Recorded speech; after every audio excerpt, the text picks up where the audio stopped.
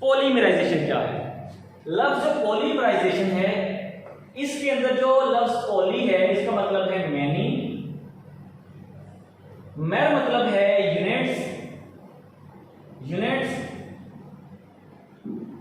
और एशियन का मतलब होता है प्रोसेस। तो हम कहेंगे पॉलीमराइजेशन एक ऐसा प्रोसेस है जिसमें छोटे छोटे से यूनिट्स मिलके एक बड़ा मॉलिक्यूल बना देते हैं, that is called polymerisation. Definition की तरफ चलते हैं।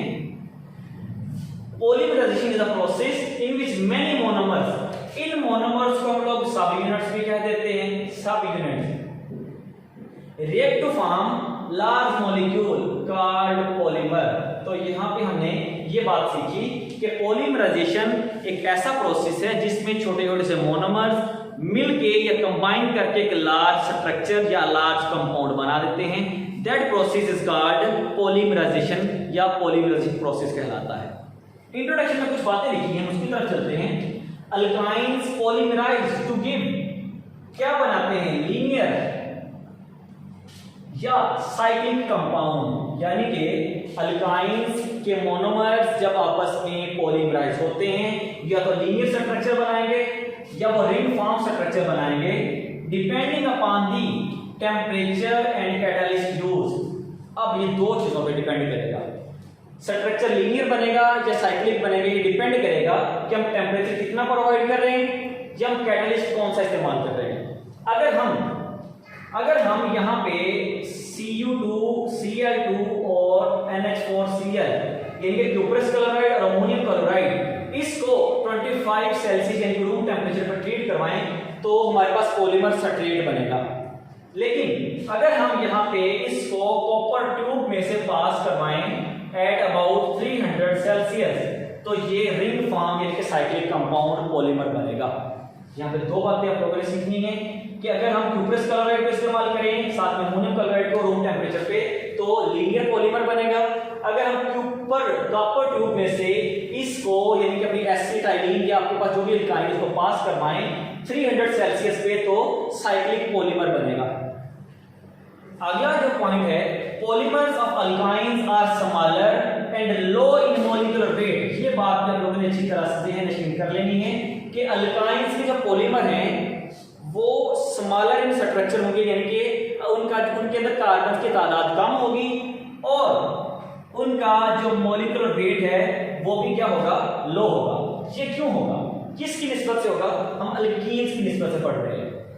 अल्काइंस के जो पॉलीमर्स हैं वो स्मॉलर होंगे, लो मॉलिक्यूलर वेट होगा अल्कीन्स की निस्बत से। रीजन क्या है? रीजन ये है कि अल्काइंस जो होते हैं वो अल्कीन्स की निस्बत लेस रिएक्टिव होते हैं। जब लेस रिएक्टिव होंगे तो उनके जो पॉलीमर बनेंगे वो भी स्मॉलर बनेंगे, उनके अंदर कम नंबर ऑफ कार्बन होंगे और वो जब कम नंबर ऑफ कार्बन होंगे तो ऑटोमेटिकली उनका जो मॉलिक्यूलर वेट होगा वो भी कम हो जाएगा। चलते हैं हम पहले रिएक्शन की तरफ। हमारा पहला रिएक्शन है conversion of acetylene into vinyl acetylene and divinyl acetylene. Reaction की तरफ चल रहे हैं। हम पढ़ रहे हैं व्हेन एसिटाइलिन यानी कि एसिटाइलिन पढ़ चुके हैं कि CH ट्रिपल बॉन्ड CH जिसको हमने इथाइन भी कहा था। Acetylene is passed through acidic solution of cuprous chloride Cu2Cl2 and ammonium chloride at room temperature and allow to stand. ये कंडीशन हमने प्रोवाइड कर दी है, यानी कि क्यूप्रस क्लोराइड कैटलिस्ट होगा, अमोनियम क्लोराइड होगा और रूम टेम्परेचर आप लोगों ने रखना है और इसको छोड़ देना है रूम टेम्परेचर पे, अलाउ टू स्टैंड। तो क्या बनता है? प्रोडक्ट हमारे पास जो बनेगी, पहली प्रोडक्ट बनेगी वाइनाइल एसिटाइलिन, फिर वाइनाइल एसिटाइलिन से बनेगी डाइवाइनाइल एसिटाइलिन। तो हम रिएक्शन की तरफ चल रहे हैं।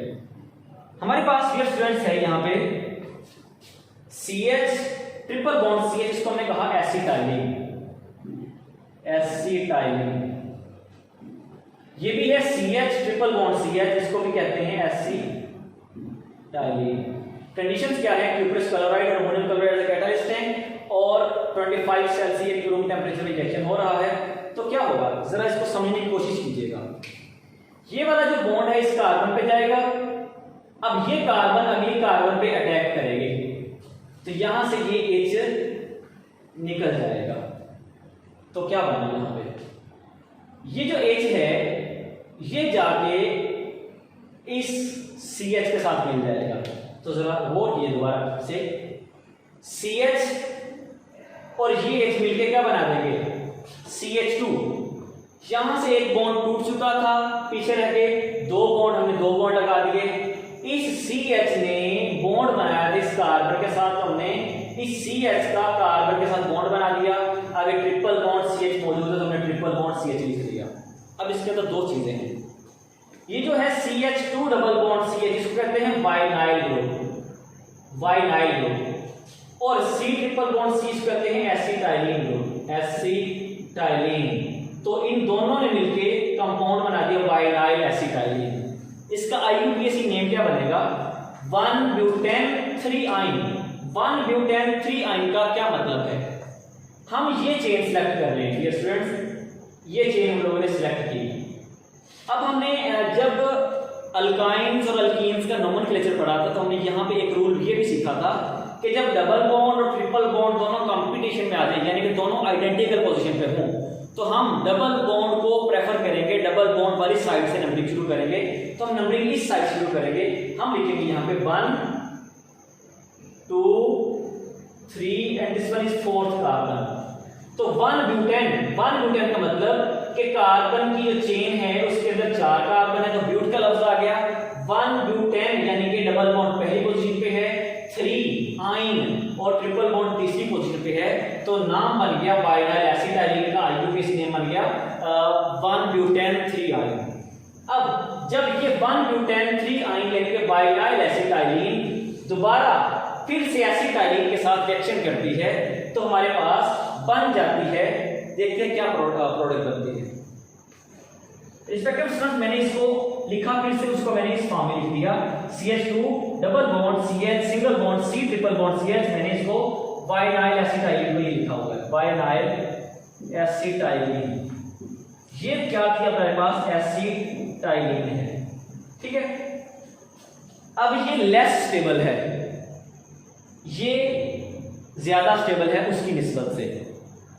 अब जो चीज जितनी ज्यादा लेस स्टेबल होगी, जितनी लेस स्टेबल होगी वो जल्दी से रिएक्शन करेगी, तो यही रिएक्शन करेगी। ये वाला बॉन्ड यहाँ पे, ये वाला कार्बन अगली कार्बन पे अटैक करेगी तो यहाँ से H निकल जाएगा और H जाके इस CH के साथ जाके अटैच करेगा, तो क्या बनेगा CH और H मिलके क्या बना देंगे CH2। यहाँ से एक बॉन्ड टूट चुका तो क्या रहेगा पीछे डबल बॉन्ड CH हमने लिख दिया। इस C ने बॉन्ड बनाया था इस कार्बन के साथ, CH सिंगल बॉन्ड कार्बन, हमने लिखा CH सिंगल बॉन्ड कार्बन। आगे ट्रिपल बॉन्ड है, हमने ट्रिपल बॉन्ड लगा दिया। आगे फिर कार्बन है, हमने कार्बन लिख दी। आगे क्या है डबल बॉन्ड और CH2 है, हम लिखा CH डबल बॉन्ड CH। तो ये हमारे पास नया फॉर्मूला बन गया। इस नए फॉर्मूला के अंदर देखिए दोबारा फिर से, हमने पढ़ा था CH2 डबल बॉन्ड CH को क्या कहते हैं वाइनाइल ग्रुप कहेंगे। ये भी अपने पास CH डबल बॉन्ड C इसको भी कहेंगे वाइनाइल ग्रुप, और C ट्रिपल बॉन्ड इसको कहते हैं एसिटाइलिन। तो बन गया, अब देखिए ये भी वाइनाइल है, ये भी वाइनाइल, दो वाइनाइल हैं तो बन गया डाइवाइनाइल, और दरमियान में एसिटाइलिन है तो बन गया डाइवाइनाइल एसिटाइलिन। तो ये हमारे पास सेकंड पॉलीमर। अब इस डाइवाइनाइल एसिटाइलिन का जो IUPAC नेम है वो है 1,5-हेक्साडाइएन 3-आइन। तो ये बिल्कुल उसी तरह से 1,5-हेक्साडाइएन 3-आइन, हम इसको नंबरिंग की और साथ में इसकी पोजीशन को भी मेंशन कर दिया है। अब अगली बात, जब ये जो वाइनाइल एसिटाइलिन है इसको कंसंट्रेटेड HCl के साथ ट्रीट करवाएं तो क्लोरोप्रीन बनती है। क्लोरोप्रीन क्या होती है और रिएक्शन कैसे होता है उसकी तरफ चलते हैं। रिस्पेक्टेबल स्टूडेंट यहाँ पे देखिए हमने लिखा वाइनाइल acetylene on reaction with concentrated HCl produces chloroprene. Reaction हमने लिखा है CH2 double bond CH single bond C triple bond CH, ये बन गई वाइनाइल एसिटाइलिन। इसको ट्रीट करवाया HCl के साथ तो यहाँ पे मार्कोवनिकोव रूल के मुताबिक एडिशन होगी। मार्कोवनिकोव रूल कहता था कि अनसिमेट्रिकल रिएजेंट का नेगेटिव पार्ट उस कार्बन पे जाएगा जिसके पास हाइड्रोजन की तादाद सबसे कम होगी। यह है अनसिमेट्रिकल रिएजेंट। ये क्लोरीन जो है यानी क्लोराइड जो एटम है इसके ऊपर पार्शियल नेगेटिव चार्ज, इसके ऊपर पार्शियल पॉजिटिव चार्ज हाइड्रोजन के ऊपर। तो ये है नेगेटिव पार्ट उस कार्बन पे जाएगा जिसके पास हाइड्रोजन की तादाद कम होगी। तो ये नेगेटिव पार्ट इस कार्बन के पास कोई हाइड्रोजन नहीं है, इसमें जाके अटैच हो जाएगा और ये जो हाइड्रोजन है ये इस कार्बन में जाके ऐड हो जाएगी, तो हमारे पास बनेगा CH2 डबल बॉन्ड CH, हमने लिख दिया CH2 डबल बॉन्ड CH। और जब ये इस कार्बन पे जाके क्लोराइड एटम अटैच होगा तो हमने इसको बिल्कुल उसी तरह से क्लोराइड एटम अटैच कर दिया और CH और H से मिलके CH2 बना दिया, तो ये बन गया क्लोरोप्रीन। अब जो क्लोरोप्रीन है वो सिंथेटिक रबर का मोनोमर है, ठीक है।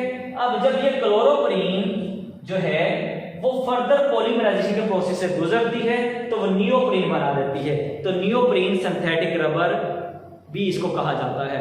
तो यहाँ पे ये इंपॉर्टेंट शॉर्ट क्वेश्चन भी है और एक एमसीक्यू भी आता है, what happens when वाइनाइल acetylene is treated with HCl, तो हम लोग लिखेंगे कि इससे क्लोरोप्रीन बनती है। ये एक शॉर्ट क्वेश्चन आ गया और इसमें से एमसीक्यू बनता है, वो एमसीक्यू आता है कि what is the monomer of neoprene, तो हम कहेंगे chloroprene is the monomer of neoprene.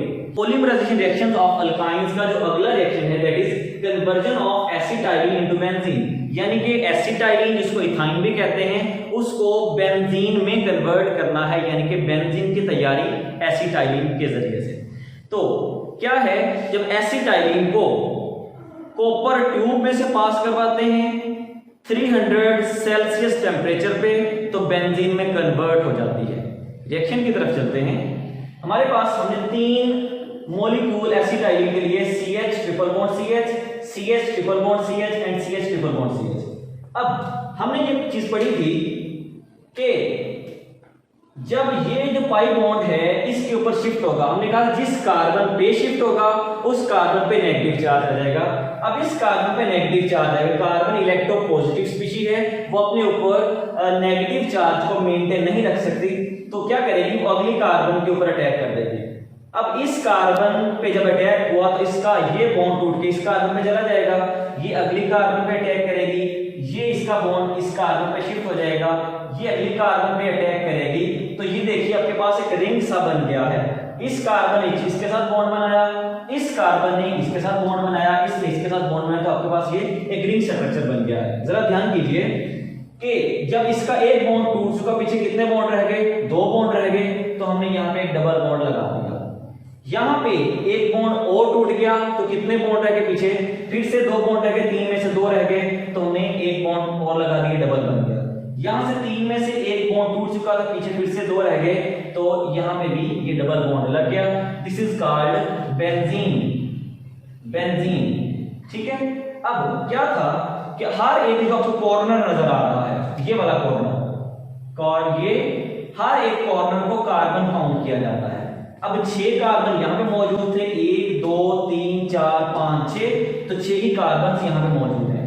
अब जरा ध्यान कीजिए, हर एक कार्बन के ऊपर एक हाइड्रोजन भी मौजूद है, तो हर एक कार्बन के ऊपर एक हाइड्रोजन मौजूद, तो का जो बेंजीन है उसका फॉर्मूला बना C6H6। यहां पे एक गौरतलब बात कि अगर हम इसी एसिटाइलिन को, यानी कि 3 मॉलिक्यूल हमने इस्तेमाल किए हैं, इसको अगर हम क्यूप्रस क्लोराइड और अमोनियम क्लोराइड की मौजूदगी में 25 सेल्सियस यानी कि रूम टेम्परेचर पे ट्रीट करवाते तो इसने डाइपाइनाइल एसिटाइलिन में कन्वर्ट होना था। क्योंकि हमने यहाँ पे कंडीशन चेंज कर दी, कैटालिस्ट कॉपर ट्यूब इस्तेमाल की और टेम्परेचर चेंज कर दिया 300 सेल्सियस कर दिया, तो वो एक रिंग फॉर्म स्ट्रक्चर में यानी कि बेंजीन में कन्वर्ट होगी। तो ये बातें हमने स्टार्ट में पढ़ी थी कि पॉलीमर जो बनेगा वो स्ट्रेट चेन होगा या वो रिंग फॉर्म बनेगा, वो डिपेंड करेगा, टोटली डिपेंड करेगा कैटलिस्ट के पे और टेम्परेचर पे। अगर हमने कैटलिस्ट इस्तेमाल करते हैं क्यूप्रस क्लोराइड और अमोनियम क्लोराइड के Cu2Cl2 NH4Cl और 25 सेल्सियस पे, तो हमेशा स्ट्रेट चेन पॉलीमर बनेगा। लेकिन अगर हम कॉपर ट्यूब इस्तेमाल करेंगे और टेम्परेचर इस्तेमाल करेंगे 300 सेल्सियस, तो हमेशा रिंग फॉर्म स्ट्रक्चर बनेगा या रिंग फॉर्म पॉलीमर बनेगा। तो ये एक इंपॉर्टेंट शॉर्ट क्वेश्चन है, आपको पूछा जाएगा कि prove that benzene is a polymer of acetylene, तो हम ये वाला रिएक्शन लिखेंगे। या आपको ये क्वेश्चन आएगा how will you convert acetylene into benzene, तो यही वाला शॉर्ट क्वेश्चन ये भी बनता है। तो यहाँ पे पॉलीमराइजेशन रिएक्शन ऑफ अल्काइन मुकम्मल हो चुके हैं। मैं उम्मीद करता हूँ कि आपको ये सारे के सारे रिएक्शंस अच्छी तरह से समझ आ चुके होंगे। तब तक के लिए अपना ख्याल रखिएगा। फी अमानिल्लाह, अल्लाह हाफिज।